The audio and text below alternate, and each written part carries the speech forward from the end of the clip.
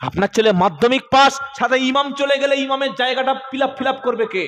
আপনার ছেলে ইমামতি করতে পারবে? হ্যাঁ, 10টা সূরা না জানুক, 4টে সূরা যদি সহি করে পড়তে পারে, যদি সুন্নাতের পাবন্দি করে, সে যদি স্কুল থেকে ফেরার সময় একটা ভালো করে শুনে রাখেন, প্যান্ট পরে আছে আপনার ছেলে, pant full pant, high school থেকে ফিরছে, মাধ্যমিক পরীক্ষা দেবে, ক্লাস 10-এ পড়ে, পিছনে স্কুল ব্যাগ, ব্যাগের মধ্যে একটা টুপি ছিল, মাথায় টুপিটা পরিয়ে দিল, আর প্যান্ট পবিত্র ছিল, গাঁটের উপরে পাঞ্জাবি ছিল না, একটা এই পর্যন্ত শার্ট ছিল, কোমরের নিচে শার্ট, কোন ব্যক্তি সামনে দাঁড়ানোর মতো যোগ্যতা নাই, যে কজন আছে সবগুলো কোরআন পড়তে জানে না, কেউ সই করে নামাজ জানে না। বলুন তো, যে ছেলেটা কোরআন জানে, সই করে নামাজের মাসআলা জানে, যার মধ্যে পরেশগারিতা আছে, মিথ্যা বলে না, সুদ খায় না, হাই স্কুল থেকে ফিরছিল, ছেলেটি যদি প্যান্ট পরে পবিত্র অবস্থায় শার্ট জামা পরিয়ে, আর অন্য কোনো যোগ্য ব্যক্তি যদি না থাকে, সে যদি নামাজ পড়ায়, নামাজ হবে না হবে না? আমরা কেন বুঝতে পারছি না এই কথাটা? এমন ব্যক্তিকে সামনে ইমামতি করতে দিয়েছে, কিছু কিছু মসজিদে গিয়ে দেখি দাড়ি আছে, পা পর্যন্ত পাঞ্জাবি আছে, মাথায় পাকড়ি আছে, সূরা ফাতিহা যা পড়ছে, নামাজ ছেড়ে দিয়ে আবার পিছনে নামাজ পড়তে হচ্ছে।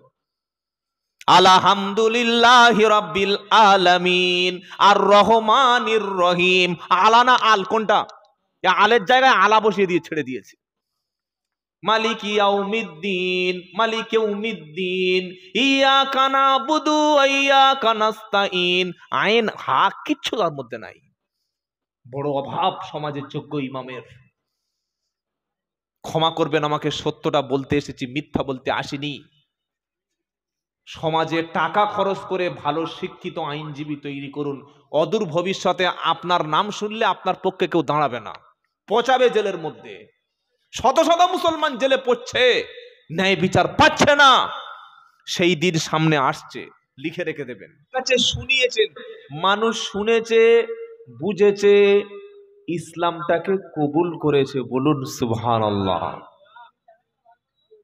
এবং তারা এত ভালো হয়ে গেছে, সেই মানুষগুলো কোরআন শুনে এত ভালো হয়ে গেছে, তাদের নামের শেষে রাদিয়াল্লাহু তাআলা আনহু ওয়া রাদু আনহু বলতে হয়।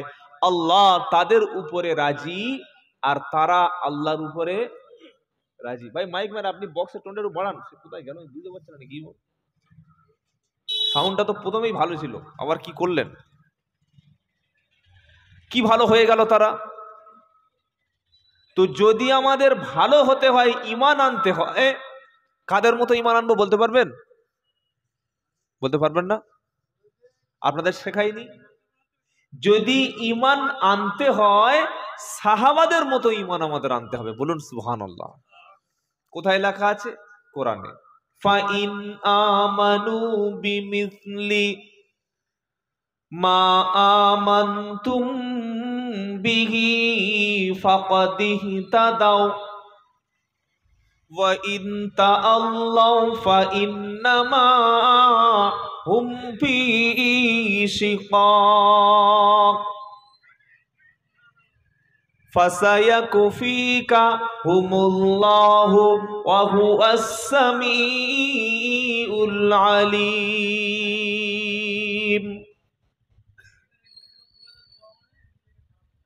সিবগাতাল্লাহ ওয়া মান আহসানু মিনাল্লাহি সিবগাতাও। সুবহানাল্লাহ। আল্লাহ পাক ধরে ধরে মানুষকে বলছেন। প্রথম পারা 20 পৃষ্ঠা, সূরাটার নাম হলো সূরা বাকারা। সুবহানাল্লাহ, সবচাইতে কোরআনের বড় সূরা। সুবহানাল্লাহ বলতে ইচ্ছা করে না? কি নাম বললাম? বাকারা। এই বাকারা শব্দের অর্থ হচ্ছে গাভী, গরু।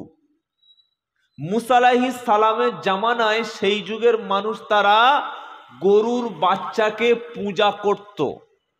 কিসের? গোবৎসকে, গরুর বাচ্চাকে তারা পূজা করত। এবং তার একটা বিস্তারিত ঘটনা আল্লাহ কোরআনে দিয়েছে, সেখান থেকে এই সূরাটির নাম হলো সূরাতুল বাকারা। এখন আমাদের মায়েরা দেখবেন বাড়িতে কিছু সময় কোরআন খতম করে, রমজান মাস আসলে খতম, আর রমজান মাস চলে গেলে কোরআন থেকে নিজেকেই খতম করে দেয়, যে আর কোরআন শরীফ পড়ার দরকার নেই। ভালো মোটা কাপড়ে জড়িয়ে চুমুখে উপরে তুলে রাখলাম, আবার কবে বার হবে? রমজান মাস। অথচ আল্লাহর নবী সাল্লাল্লাহু আলাইহি সাল্লাম বলেন, যে বাড়িতে সূরা বাকারা তেলাওয়াত হবে, যে ঘরের মধ্যে, যে রুমের মধ্যে সূরা বাকারা প্রতিদিন তেলাওয়াত হবে, ওই বাড়িতে ইবলিস শয়তান, দুষ্টু জিন, দুষ্টু খবিস, দুষ্টু শয়তান কখনো সেই রুমের মধ্যে, সেই বাড়ির মধ্যে উকি মেরে দেখবে না। কি বুঝতে পারলেন? আমার কাছে যদি কেউ গিয়ে বলে, ভাই আব্দুল্লাহ জুবায়ের, আমার বাড়িতে প্রতিদিন দুমদাম আওয়াজ হচ্ছে, আমার বাড়িতে মনে হচ্ছে যেন জিন ধরে আছে, আমার বাড়িতে শয়তান দৃষ্টি দিচ্ছে, আমার বাড়িতে যেন কি একটা ভয়ঙ্কর পরিবেশ তৈরি হয়ে গেছে, আমি কি করব? বলেন, আমি কি করতে পারি? আমরা কি করি আপনাদের কাছে? 501 টাকা বার করো, জেরক্স করে দিচ্ছি, এটা দেয়ালে দিয়ে দিলে জিনভূত কখনো তোমার রুমের মধ্যে আসবে না। এটা বলি না? আর আল্লাহর নবী কি তাবিজ দিয়ে গেছেন, আমরা কি দিচ্ছি? এটা যখন সমাজে আমরা বলছি, কিছু মানুষ বলে এসব বক্তা চলবে না। কেন? সত্যটা প্রকাশ হয়ে যাচ্ছে মানুষের কাছে।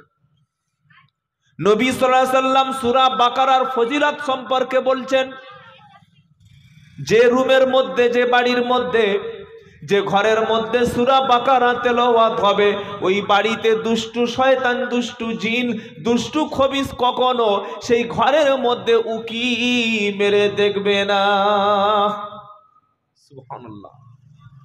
আল্লাহর নবী তাবিজ দিতেন, তবে সেই তাবিজটা হাতে গলায় কোমরে নয়, সেটা সাহাবাদের ইমানে, সাহাবাদের অন্তরে, সাহাবাদের চরিত্রে, সাহাবাদের আমলের মধ্যে সেই তাবিজটাকে গেড়ে অন্তরে বসিয়ে দিতেন।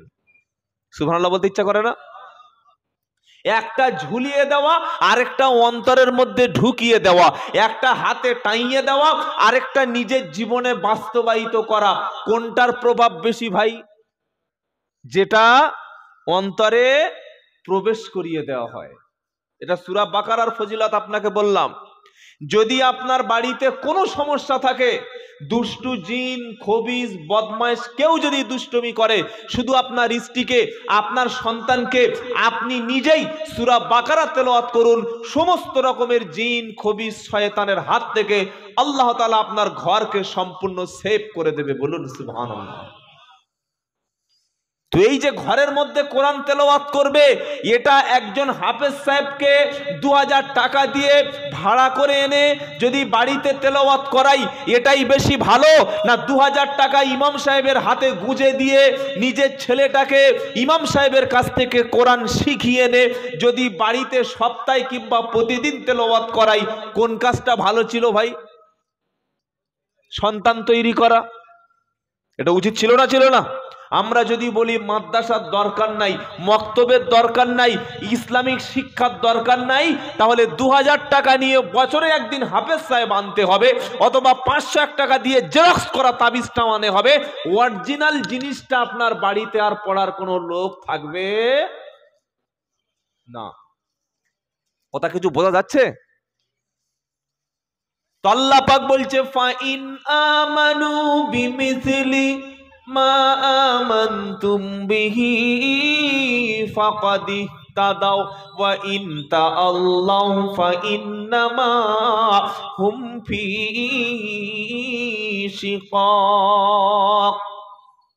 যদি তোমরা ঈমান আনো, ঈমান যদি আনতে হয় তাদের মতো ঈমান আনো, যে ঈমান আনার পরে তারা হেদায়েত পেয়ে গেছে, নবীকে তারা দেখেছে, নবীর পিছনে নামাজ পড়েছে, নবীর সঙ্গে জিহাদে অংশ নিয়েছে, নবীর সঙ্গে ইসলামের খাতিরে কাজ করেছে, নবীর সঙ্গী হয়ে সারা জীবন কাটিয়েছে যারা সাহাবায়ে কেরাম হলো তারা। সুবহানাল্লাহ। চারটিখানি ব্যাপার নয়। সাহাবায়ে কেরাম হলো তারা নবীর পিছনে কোরআন শুনেছে যারা, সাহাবায়ে কেরাম হলো তারা আল্লাহর নবীর দেওয়া সংবিধানের হাত দিয়ে শপথ নিয়ে জীবন এবং মরণ পর্যন্ত আল্লাহর নবীর সঙ্গে সারা জীবন পরিশ্রম করেছে যারা, সাহাবায়ে কেরাম হলো তারা।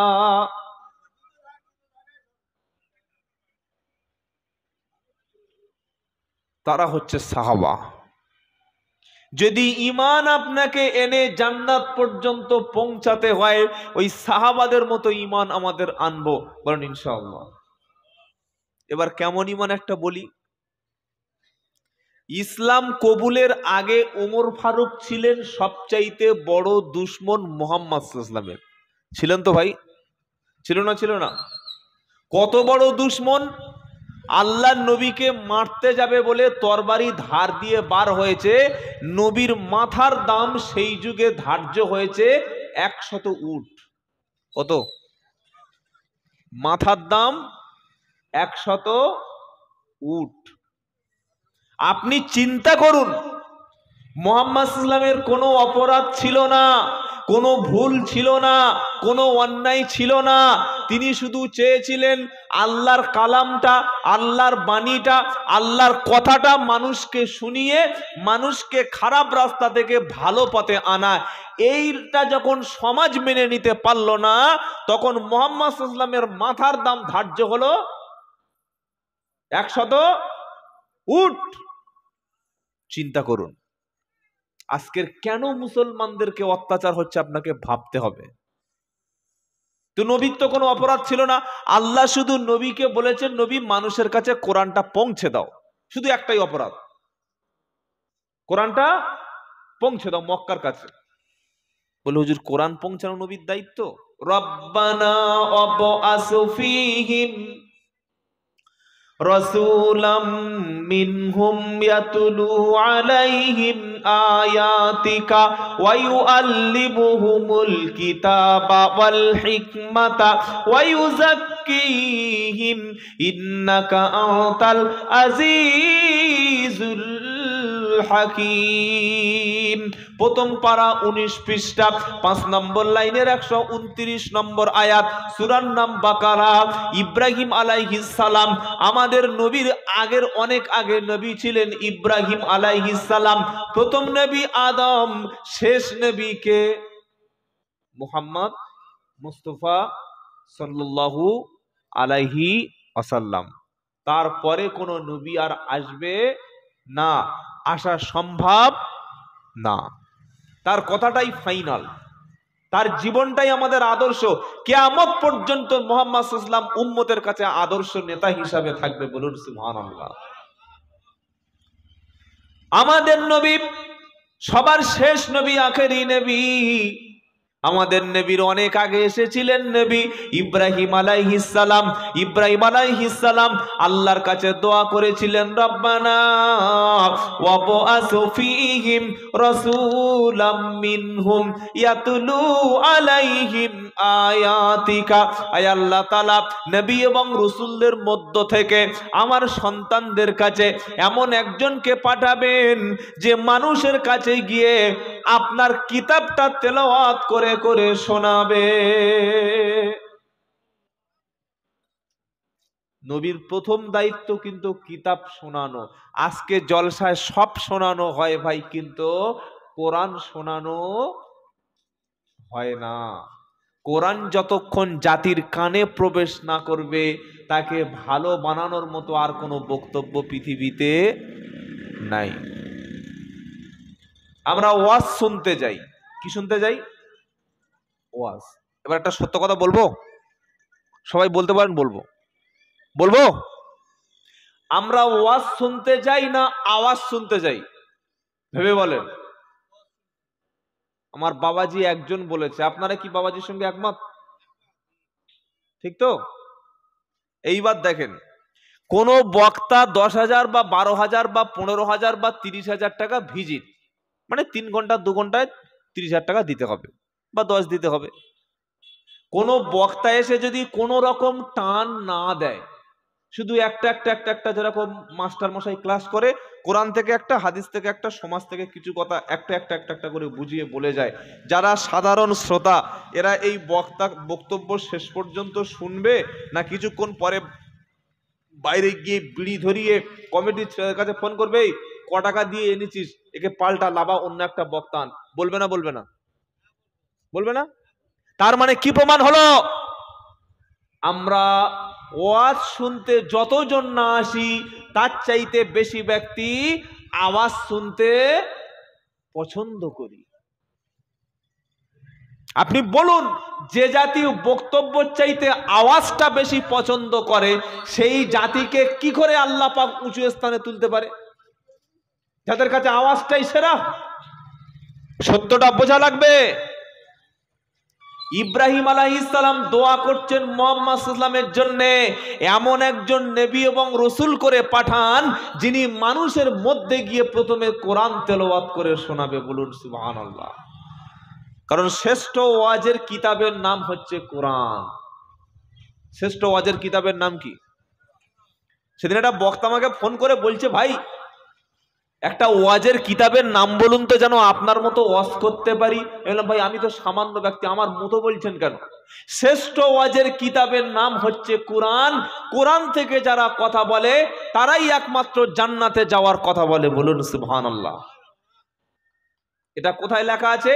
ইয়া আইয়ুহান নাসু কদ জাআতুকুম মাউইজাতুম মির রাব্বিকুম ওয়া শিফাউল লিমা ফিস সুদুর ওয়া হুদাও ওয়া রাহমাতুল লিল মুমিনিন কুল বিফাদলিল্লাহি ওয়া বিরাহমাতিহি ফাবিযালিকা ফালইফরাহু হুয়া খায়রুম মিম্মা ইয়াজমাউন।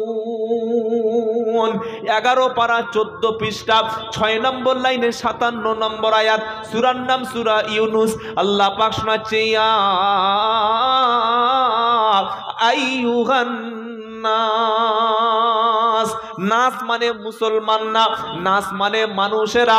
হিন্দু আছে, খ্রিস্টান আছে, জৈন বৌদ্ধ আছে, শিখ আছে, ইসাই আছে, নারী পুরুষ, ডাক্তার মাস্টার, শিক্ষিত অশিক্ষিত, এসটি ক্যাটাগরি, সমস্ত ওবিসি এবিসি, যত রকমের ক্যাটাগরি আছে সমস্ত মানুষদেরকে আল্লাহ সম্বোধন করে বলছে, ইয়া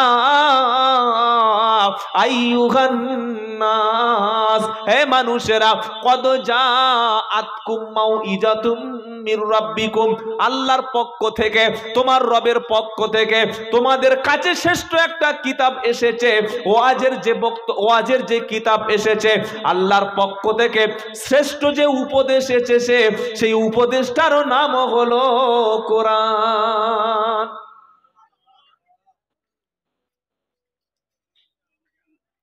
আপনারা জলসা দেওয়ার সময় একটা জিনিস সিদ্ধান্ত করবেন, বক্তাকে বলে দেবেন, হুজুর কোরআন শরীফে তো 114টা সূরা আছে, আছে না ভাই? কোন সূরার মধ্যে 200 আয়াত বা বাক্য আছে, কোন সূরায় 150, কোন সূরায় 170, কোন সূরায় 40টা 50টা 60টা করে আল্লাহর কালাম বা আল্লাহর বাক্য আছে। ভাই আপনি এতদিন তো অনেক কিছু বলেছেন, এবার ওই কোরআনটা সামনে নিয়ে একটু একটা একটা সূরার মধ্যে কি কি আছে একটু পড়ুন তো দেখি, শুনি। এটা কোনোদিন বক্তাকে বলেছেন? হ্যাঁ বানা জিজ্ঞাসা করছি। যতদিন না বলতে পারবেন ততদিন পাঁকে পড়ে থাকবেন, উপরে ওঠা যাবে না।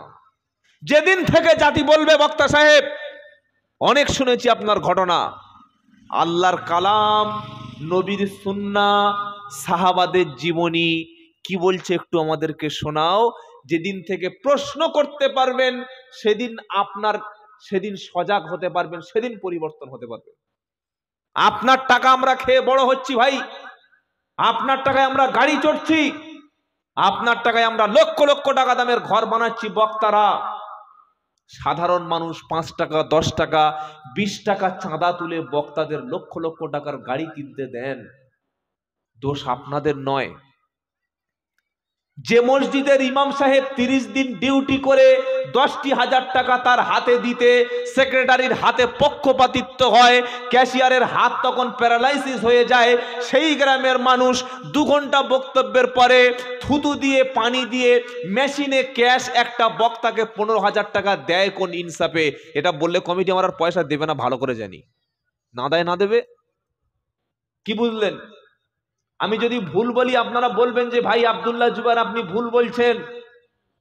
একটা ইমামকে সমাজ ঠকিয়েছে, সারা জীবন ঠকিয়েছে।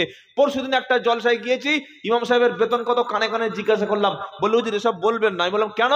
বললে 1,500 টাকা। কত?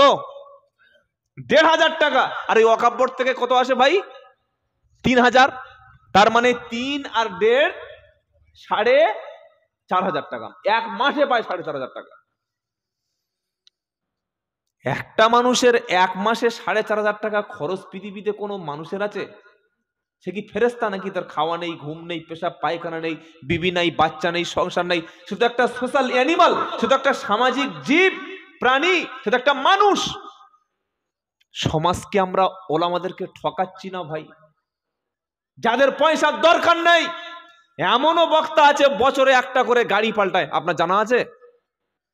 বক্তা যখন গাড়ি থেকে লাফছে, শ্রোতা তকবির দিচ্ছে, আর বলছে আমার হুজুর 30 লাখ টাকার গাড়ি চড়ে এসছে। আরে ওটা তো 5 টাকা চাঁদা দেওয়া টাকার গাড়ি।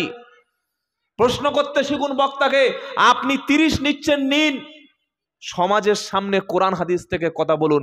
আর কতদিন চালাবেন ভণ্ডামি করে? আল্লাহ পাক শুনিয়ে দিয়েছে, ইয়া আইয়ুহান নাস, হে মানুষেরা, কদ জাআতকুম মাউইজাতুম মির রাব্বিকুম ওয়া শিফাউল লিমা ফিস সুদূর। আল্লাহর পক্ষ থেকে তোমাদের কাছে শ্রেষ্ঠ উপদেশের কিতাব, শ্রেষ্ঠ উপদেশের বাণী, যেটা সবচাইতে উপদেশ, এমন উপদেশ নবী দিল আবু জাহেলের মক্কাতে। আল্লাহর নবী যখন গিয়ে কোরআন শোনালো, আবু জাহেল পরিবর্তন হলো না। আবু জাহেলের সাথী সঙ্গী সবাই পরিবর্তন হয়ে মক্কার জমিনে, মদিনার জমিনে আল্লাহর নবী সাল্লাল্লাহু আলাইহি সাল্লাম ইসলামী একটা শান্তির রাষ্ট্র প্রতিষ্ঠা করে দিলেন। এত মানুষ ভালো হয়ে গেল, কোরআন শুনতো আর মানুষ কাঁদতো, কারণ কোরআন হচ্ছে শ্রেষ্ঠ ওয়াজের কিতাব। বলুন সুবহানাল্লাহ।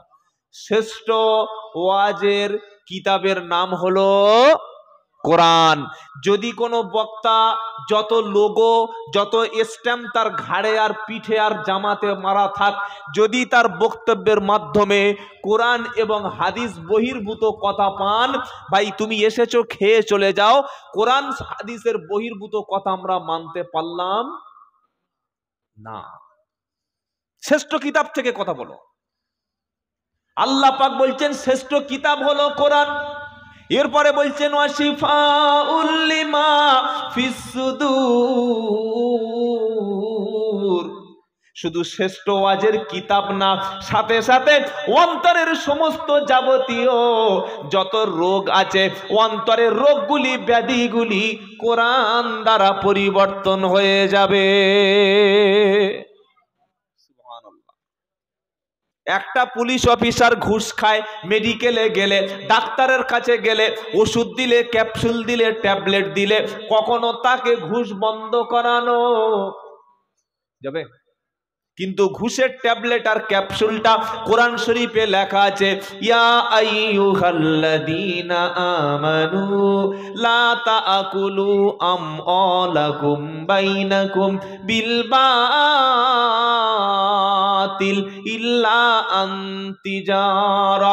5 নম্বর পারা, 2য় পৃষ্ঠা, সূরা নিসার মধ্যে আল্লাহ পাক শোনাচ্ছে, হে ঈমানওয়ালা, লা তাআকুলু আমওয়ালাকুম বাইনা বিল বাতিল। হ্যাঁ বিশ্বাসী ঈমানওয়ালা, ঘুষের ট্যাবলেটটা, ঘুষের ক্যাপসুলটা আমি আল্লাহ পবিত্র কোরআনে দিয়ে দিয়েছি। আল্লাহ পাক তাই শোনাচ্ছে, কোরআন শুধুমাত্র শ্রেষ্ঠ ওয়াজের কিতাব না, ওয়াজের কিতাবের সাথে সাথে এই অন্তরটা যদি সাফ করতে হয়, দিলটা যদি পবিত্র করতে হয়, কোরআন দ্বারা দিল সাফ করো, কোরআন দ্বারা অন্তর পরিবর্তন করো। কারণ কোরআন মানলে, কোরআন শুনলে আল্লাহ তাআলা দিলটাও পরিবর্তন করে দেবে। ঘুষখোর ব্যক্তি কখনো তার চরিত্র পরিবর্তন হবে না। ঘুষখোর ব্যক্তি জীবনে কখনো সে ঘুষ বন্ধ করবে না যতক্ষণ তার দিলের মধ্যে আল্লাহর কালাম সে শুনবে না। আল্লাহ বলছে, ইয়া আইয়ুহাল্লাযীনা আমানু, হে বিশ্বাসী ইমানদারেরা, লা তাকুলু, খেও না, আমওয়ালাকুম, মাল সমূহ, বিল বাতিলি, অবৈধ উপায়ে, অবৈধ উপায়ে, ইল্লিগাল ভাবে মানুষের সম্পদ তুমি গ্রহণ করো না। তুমি অফিসে কাজ করবে, সরকার তোমার স্যালারি দেয়, সরকার তোমার মাসে ছুটি দেয়, তোমার যে টাকাটা বেতন দেয় সেটাই তুমি সন্তুষ্ট থাকবে। চেয়ারের মধ্যে বসে কলমের খোঁচা দিয়ে ঘুষ দ্বারা তুমি যেন ঘুষ নিও না।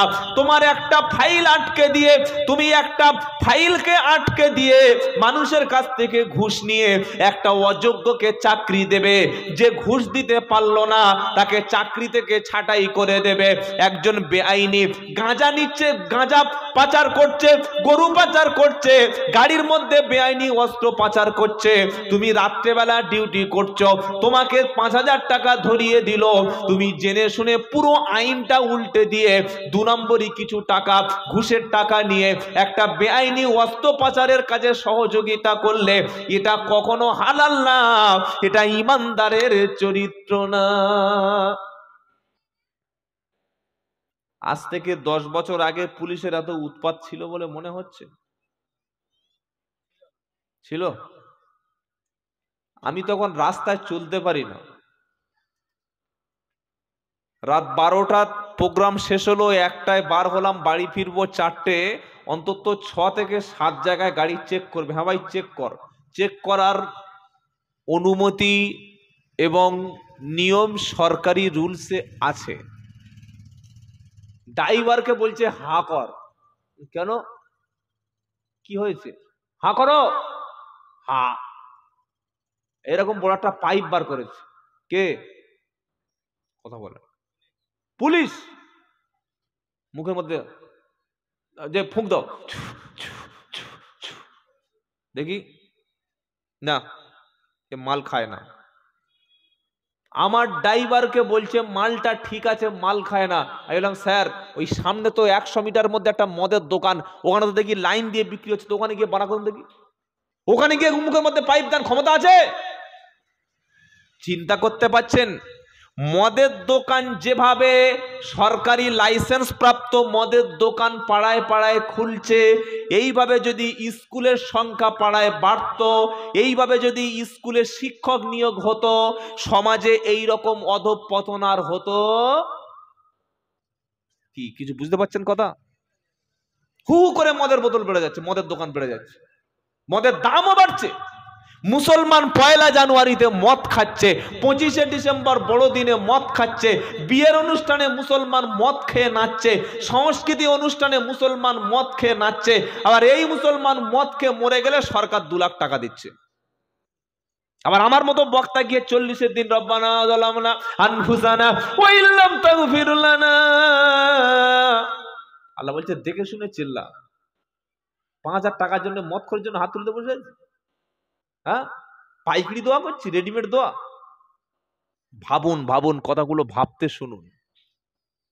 এই ঘুষখোরকে সমাজ থেকে যদি ঘুষ বন্ধ করে দেওয়ার দরকার হয়, কখনো ঘুষখোরকে জীবনে একটা বক্তব্য শুনিয়ে ঘুষ বন্ধ করা সম্ভব না। ঘুষ বন্ধ হবে তখন ঘুষখোরের কাছে আল্লাহর কিতাব যখন থাকবে, সে কোরআনে পড়বে।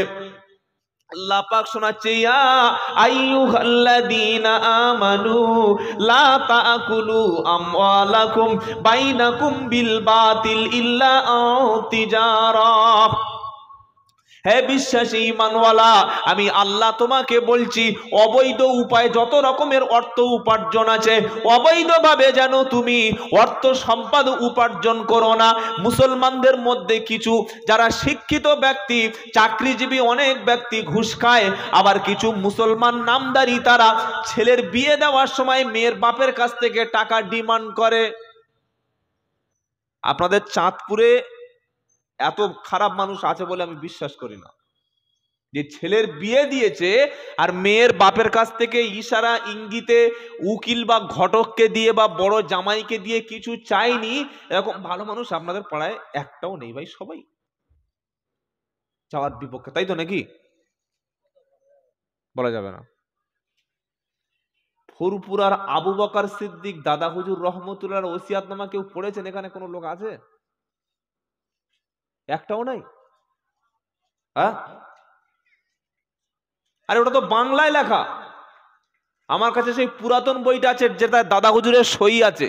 সুবহানাল্লাহ বলতে ইচ্ছা করে না? তার মানে বোঝা গেল যে আমাদের মধ্যে ভক্তি আছে, কিন্তু ভক্তি করতে গেলে যে শিখে ভক্তি করতে হয়, যে পড়াশোনা করতে হয়, পড়াশোনা জ্ঞান চর্চা করে কারোর ভক্ত হতে হয়, এই কমন সেন্সটুকু আমাদের নাই। আমাদের দরকার ছিল শিক্ষা, আমাদের দরকার ছিল পড়াশোনা, আমাদের দরকার ছিল বই কেনা, আমাদের দরকার ছিল বই সমাজে বেশি করে প্রচার করা। কিন্তু আমরা মুসলমানরা শুনে মোল্লা যে একটা কথা আছে, সেটাই আমাদের বাস্তবে প্রমাণ। এখানে অনেকগুলো দোকান আছে না ভাই? আছে না? আছে না? আছে। আপনি গিয়ে দেখুন, ফুচকার দোকানে, মিষ্টির দোকানে, ঝালমুড়ির দোকানে 500, 700, 1000 টাকা কিছু না কিছু মাল বিক্রি হয়েছে। হয়েছে না হয়নি? কিন্তু যারা কোরআন শরীফ যদি দোকান কেউ এসে থাকে, একটা লাইব্রেরি বইয়ের দোকান যদি সেখানে আসে, আপনি জিজ্ঞাসা করুন 3 থেকে 400 টাকার বেশি তার মাল বিক্রি হয়নি। কেন?